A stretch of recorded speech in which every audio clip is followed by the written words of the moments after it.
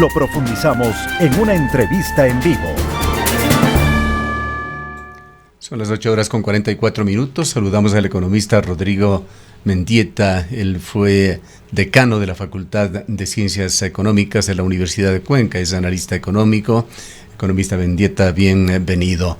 ¿Qué percepciones se tendrán sobre Ecuador tras las elecciones del día de ayer? ¿Qué lecturas dejan las mismas? Muy buenos días, Gustavo. Un saludo cordial. Gracias por la invitación. Gracias también a quienes nos siguen por este medio de comunicación.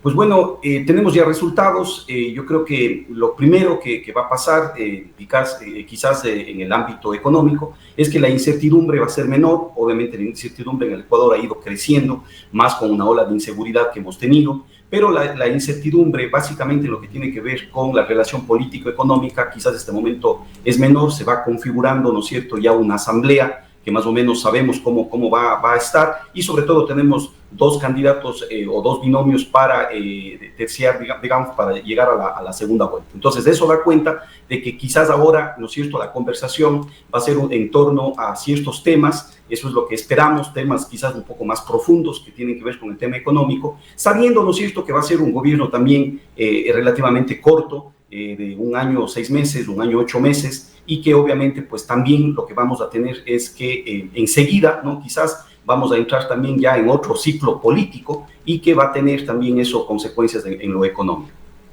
Lo primero que ven los bancos de inversión, las bolsas, los analistas internacionales, son las políticas económicas de quienes van a llegar al poder, y este rato allá de los 8 candidatos, solamente 2 que han quedado con las posibilidades y designados ya para ingresar a la segunda vuelta: Luisa González y Daniela Noboa. De Luisa González se conoce la tendencia.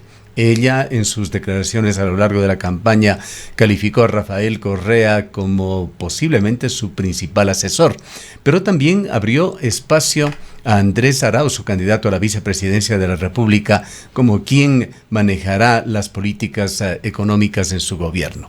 En cuanto a Daniel Noboa, si bien se sabe que es hijo de Álvaro Noboa, que viene de uno de los grupos económicos fuertes de Ecuador, por lo menos nosotros desconocemos en absoluto quiénes integran su equipo económico. ¿Qué conoce usted al respecto? Bueno, quizás lo mismo, Gustavo, que usted advierte. En el caso del candidato Noboa, sabemos, ¿no es cierto?, que fue asambleísta recientemente por la provincia de Santa Elena. Él fue quien presidió la mesa de desarrollo económico en la asamblea. Se plantearon algunas leyes. Personalmente tuve la oportunidad de darle seguimiento por lo asociado a mis temas de investigación y académicos, y lo que se veía que es una persona, digamos, con mucho ímpetu, fruto de justamente su juventud, justamente de quizás del área empresarial del cual él viene, y que ahora habrá que ver, ¿no es cierto?, cómo plantea ya en forma concreta los problemas, cómo plantea encarar los problemas económicos del país, sobre todo los que tienen que ver estrictamente con la caja fiscal, que hay digamos, ahí se advierte que para el año 2024 el Ecuador daría inicio con un déficit fiscal del orden de los 4.000 millones de dólares, y con una serie de inconvenientes adicionales. Tenemos el fenómeno del niño a puertas, que esperamos no nos, digamos, afecte de una forma contundente en el caso ecuatoriano, y entonces hay retos ahí, sumado el tema de incertidumbre y el tema de inseguridad al que nos referimos también a un inicio. Así es que habrá que ir viendo cómo se van desmenuzando, ¿no es cierto?, esas propuestas, esos planteamientos, y yo coincido con usted, también sería importante ir viendo cuál es el equipo en el frente económico, en el frente productivo, que obviamente de fomento productivo, que le va a ir acompañando. Como elemento de análisis, si me permite, economista Mendieta, compartamos con nuestros oyentes algo de lo que dijeron los candidatos durante la campaña electoral, los 2 candidatos finalistas que irán a balotaje, Luisa González y Daniel Noboa, con respecto al Yasuní. Ambos fueron calificados en forma previa como con composiciones un tanto ambiguas con respecto a este tema, pero rescatemos parte de lo que señalaron cada uno de ellos sobre cómo asumir ese supuesto déficit que incrementaría el ya enorme déficit fiscal con el que deja Guillermo Lasso en este año a Ecuador. Luisa González será el no tener los mismos ingresos petroleros. ahora mismo está pendiente la consulta popular acerca del Yasuní. ¿Qué haría Luisa González en el caso de que el Yasuní, de que la consulta popular diga no se van a explotar los recursos petroleros en esta área? Mire, quiero que todos los que me están escuchando recuerden que cuando Rafael Correa estaba en el gobierno, todo el mundo le decía, Rafael Correa puede hacer obras porque tiene alto precio del petróleo. El anterior gobierno y el actual han tenido alto precio del petróleo. ¿Dónde están las obras? Pero hay algo que ellos no han tenido. No tuvieron un desastre como el que tuvimos nosotros con el terremoto y no dejamos sola a nuestra gente. Y ellos, los dos últimos gobiernos, han tenido ingresos por nuevos impuestos que crearon, ingresos porque venden la energía eléctrica de las hidroeléctricas que nosotros hicimos, y no han hecho una obra teniendo alto precio del petróleo. Es decir, una vez más, incapaces e inútiles para manejar el Estado, porque se jactan de ser empresarios privados y de que tienen altos rendimientos en sus empresas, pero una vez más, no es lo mismo el sector privado que el público. Desconocen cómo manejarlo. Nosotros sí lo sabemos y demostramos que la Revolución Ciudadana, que la lista 5, ha sabido cómo manejar los fondos del Estado. Así que no pasa solamente por un tema de ingresos del petróleo, más allá que nosotros cambiamos las condiciones de los contratos petroleros y dejamos que las ganancias extraordinarias de esos contratos sean de nosotros y se transformaron en obras. Y eso también quisieron quitarnos y en la Asamblea nos opusimos. En cuanto al Yasuní, es importante que todos los ciudadanos que me están escuchando entiendan. El 20 de agosto vamos a las urnas. Tendrán que escoger asambleístas, presidente de la República, presidenta en este caso, pero también va a haber la consulta sobre el Yasuní. ¿Qué pasa en esa consulta? Sepan ustedes que el Yasuní ya se está extrayendo el petróleo. No es que por votar sí, ese petróleo va a quedarse allí y no pasa absolutamente nada más y nunca van a ingresar. No, señores, ya hay la inversión, ya están construidas las plataformas, ya están hechas las carreteras, ya están extrayendo el petróleo hace años atrás. No es nuevo, ya se lo está extrayendo. ¿Ha habido algún desastre ecológico? No lo ha habido, porque se puede hacer extracción de petróleo de forma responsable. Lo están extrayendo de forma responsable. Escuchemos ahora también refiriéndose a este tema Daniel Noboa. Mi ADN es de generador de empleo, trabajador, hombre de familia, preocupado por la situación actual del país. Si las cosas estuviesen bien, estaría tranquilo en mi casa en Olón, viendo la caída del sol con mis perros, en vez de estar en una carrera política. ¿O es por cumplir el sueño de su papá? No, cada hombre adulto tiene sus propios sueños. Yo he cumplido todos mis sueños hasta ahora, gracias a Dios, y no tengo ya, digamos, sueños de mayor desarrollo económico, sino de ayudar al país. Él tiene sus sueños, yo tengo mis sueños, mi madre tiene sus sueños. Mi ADN es de generador, quien obra de acuerdo a sus propios deseos. Lo que sí he visto toda mi vida es a mi padre lanzarse a la presidencia, pero también ayudar a muchísima gente. A mi madre tratar a más de 300.000. No tenemos el tiempo para dilatarnos. En todo caso, Daniel Noboa tenía la posición de que si es que gana el sí porque se mantenga el petróleo bajo tierra, que él encontrará alternativas para compensarlo.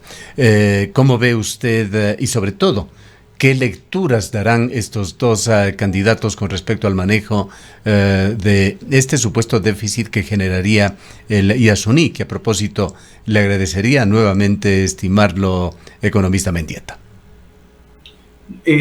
Claro, mire ahí la posición, yo creo que de lo que nos faltó escuchar al candidato Noboa fue muy clara en el momento del debate, ¿no? Cuando él hacía justamente un análisis de que si es que tenemos una visión, digamos más o menos así, tenemos una visión de largo plazo, obviamente pues nosotros tenemos que estar al lado de los temas ambientales y sobre todo de cara a un Ecuador post-petrolero, ¿no? Y pensar en alternativas. Claro que en el corto plazo va a haber una afectación de tipo fiscal. Hay datos que dan cuenta de alrededor de 1.100 millones de dólares al año. Yo no creo que sea tanto. Ahí hay que tener cuidado con las estimaciones porque también va a depender de la cantidad de petróleo que se extrae, que cada vez es menor. Segundo, de la calidad del petróleo, que nuestro petróleo es de una bajísima calidad y por lo tanto el castigo es muy alto. Y obviamente también del precio del petróleo, que es demasiadamente volátil, que es imposible tener una estimación. Y una cosa, economista Mendieta, una cosa es el ingreso que se generaría por la venta directa del petróleo y otra cosa es el superávit que se obtiene de toda la operación.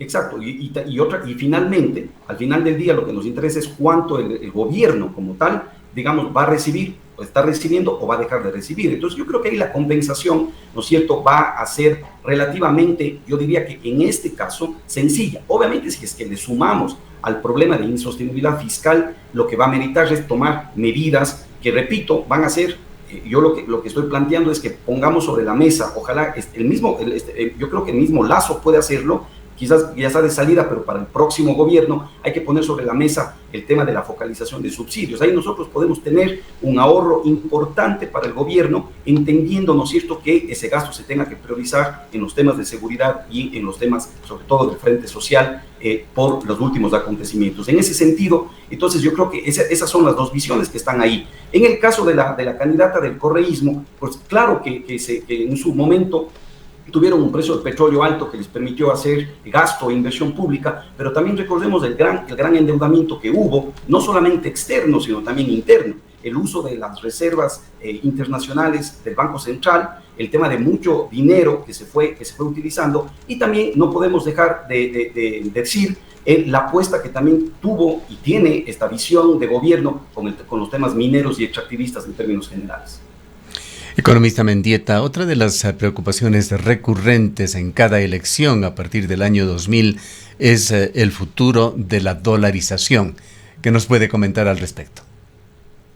Bueno, la dolarización es un activo, este momento que nosotros en el Ecuador tenemos de índole monetaria y que inyecta algo de certidumbre a todo este ambiente, digamos, volátil, político, económico que el Ecuador vive. En ese sentido, tenemos que apuntalar la dolarización. Quisiésemos en algún momento estar hablando, estimado Gustavo, que el Ecuador está preparado para salir de la dolarización y poder tener o volver a tener una moneda propia. Ojalá podamos estar ahí, pero esas condiciones están muy lejanas. Mientras eso suceda, lo más preciado que tenemos, repito, es el tema de dolarización y tenemos que tener, digamos, estrategias políticas, pero sobre todo también tener la visión clara de que en los hechos hay que protegerlo. Y cuando hablamos de los hechos, ¿a qué nos referimos? Nos referimos al hecho de que tenemos que cuidar nuestras reservas, por ejemplo. Tenemos que cuidar que el endeudamiento no siga creciendo o que el que vaya a venir sea un endeudamiento que lo podamos sostener en el tiempo. Tenemos que cuidar nuestro frente externo, sobre todo aquel que recibe ingresos de afuera, como es el tema de la exportación. Ese sector es importante y es clave porque obviamente alimenta de dólares a la economía ecuatoriana. ¿Qué ha visto usted en los últimos días, economista Mendieta? Podría yo estar equivocado, pero nos ha dado la impresión de que los bancos ecuatorianos están con una alta liquidez, están pagando tasas activas muy altas, pero estuvieron también, por decirlo de alguna manera, con el puño bastante cerrado en cuanto a otorgar créditos. Mire, ese dato básicamente es un termómetro de lo que se está sintiendo o cómo se está percibiendo el futuro inmediato, ¿no es cierto? Y también quizás de mediano plazo en la economía. Nosotros como economistas, una de las variables que nos sirve para ir monitoreando como termómetro de este grado de incertidumbre que puede haber en la economía justamente es el otorgamiento de créditos y obviamente también la captación de los bancos. Y como usted dice, hubo una restricción en el tema de, digamos, ofrecer créditos y quizás eso hace que los bancos tengan mayor liquidez. Pero eso, ¿no es cierto?, como digo, responde a las circunstancias. Lo que se esperaría es que la incertidumbre caiga, al menos en lo que va, ¿no es cierto?, de lo que ya al tener certezas en cuanto a lo político en el Ecuador, al ir oyendo también cómo se van a ir concretando las propuestas de los dos binomios, yo lo que creo es que los bancos un poco van a empezar a soltar el crédito a lo que va la segunda mitad, digamos, del año, ¿no?, o los últimos meses del año. ¿Qué es lo que se puede observar en las macrocifras que usted y los economistas analizan, economista Mendieta? ¿Qué ha pasado en estos últimos tiempos tan escabrosos para Ecuador? ¿Han salido capitales del país? Porque en cuanto a los ingresos de la inversión extranjera, las cifras rayan realmente una cifra ya ridícula. Definitivamente, mire, las cifras macroeconómicas lo primero que están apuntando es a que no vamos a crecer el 2% que se preveía a inicios del año. Se están hablando de que esperemos alcanzar un crecimiento entre el 1,5 y ese 2% que se preveía al inicio. Pero esto es muy grave porque esto va a tener una repercusión directa en lo que tiene que ver con la generación de empleo. No somos capaces de generar un empleo mayor al 34,5% que fueron las últimas cifras en el mes de junio, y obviamente con unas otras categorías de empleo que están creciendo y asimismo la informalidad. Y un dato que es preocupante y es el repunte de la pobreza. Para los datos que nos arroja el INEC en junio de este año, la pobreza estaría llegando a un 27% de nuestros, de los ecuatorianos, ¿no es cierto?, de nuestros compatriotas. Eso lo que deja es al país en una posición muy compleja desde el punto de vista macroeconómico, justamente para el cierre del año, y es lo que va a heredar este gobierno, ¿no es cierto?, un gobierno, diríamos así, que va a tener poquísimo tiempo para poder implementar, algunas medidas para que esto se pueda revertir. No se va a revertir del todo para nada, porque estos son, cambios que el país necesita de forma profunda, estructural, y pienso que no se va a dar. Ojalá se pueda dar al menos un consenso para poder tratar los temas claves, los que necesitaría el Ecuador urgentemente frente a esas cifras. A esto hay que añadir, estimado Gustavo, el tema del déficit, como me había referido. Algunos especialistas calculan, nosotros tenemos datos que el déficit estaría alrededor del 2% del PIB, pero algunos analistas calculan que ya al cerrar el gobierno estaría este déficit un poquito más allá, en el orden de los 4.000 millones de dólares que se va a tener que cubrir. El otro gobierno va a tener que cubrir a inicios del año, porque seguramente estas serán retrasos que se pasen para el año 2024. ¿Está de acuerdo usted con lo expresado por el ministro de Finanzas? Él habla de que ha habido un adecuado manejo, una reducción del déficit fiscal, pero acaba usted de señalar, quizá no serán los 5.000 millones, pero sí 4.000 millones de déficit con el que deje Guillermo Lasso. Por otra parte, ha señalado que Ecuador ha sido bien evaluado por la sostenibilidad del endeudamiento público, por el fortalecimiento de la dolarización respaldado a través de reservas del Banco Central. También señala que se ha resaltado el control efectivo de la inflación y el superávit en la cuenta corriente. ¿Está de acuerdo usted con esto? ¿Y cuáles serían los principales atributos, así como los defectos del manejo económico del gobierno de Guillermo Lasso, que no podemos, al hablar sobre todo de estos puntos, olvidar que es un banquero? Bueno, el gobierno hizo esfuerzos por equilibrar los temas fiscales en sus primeros años, diríamos así, de gobierno, y ahí estuvieron las cifras. En ese sentido, ¿no es cierto?, hubieron políticas que alimentaron de ingresos al gobierno, recordemos la reforma tributaria, pero que la misma se vio revertida últimamente, y en ese sentido, pues, quizás al finalizar, lo que vamos es quizás a quedarnos en una posición igual a la que comenzó, punto de vista fiscal, o inclusive más complicada, y le va a tocar recibir al nuevo presidente o presidenta del Ecuador. Entonces, eso para poner en contexto. El tema del manejo de las reservas en el Banco Central, yo creo que son adecuadas. Recordemos que también cambiaron la ley, se cambió la ley y se puso una camisa de fuerzas, un candado, quizás para el uso, ¿no es cierto?, prácticamente de cero de esas reservas. Por eso tenemos, obviamente, las reservas altas. Sin embargo, eso no ha sido suficiente, estimado Gustavo, por ejemplo, para que los ojos de los inversionistas externos nos vean de una mejor manera, porque ahí vemos, ¿no es cierto?, ese crecimiento que ha tenido el riesgo país y que inclusive superó los 2.000 puntos que le pude escuchar a usted en una intervención anterior. Eso nos pone en una condición muy desfavorable, tanto para la inversión extranjera como para tener que buscar fondos externos frescos en un futuro, que lo vamos a necesitar y que espero no sean muy altos. Entonces, así es como nos deja en términos fiscales, ¿no es cierto?, el gobierno de Lasso. No veo yo que haya habido, por ejemplo, esfuerzos en mejorar la eficiencia en la recaudación tributaria.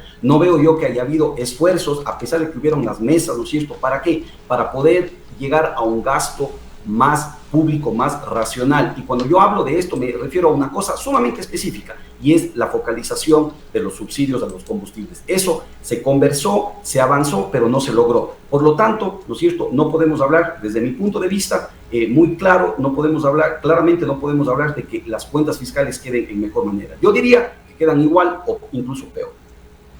Para finalizar, economista Mendieta, ¿cuáles son las señales, los índices, indicadores sobre los que debemos estar atentos los ecuatorianos en las próximas semanas?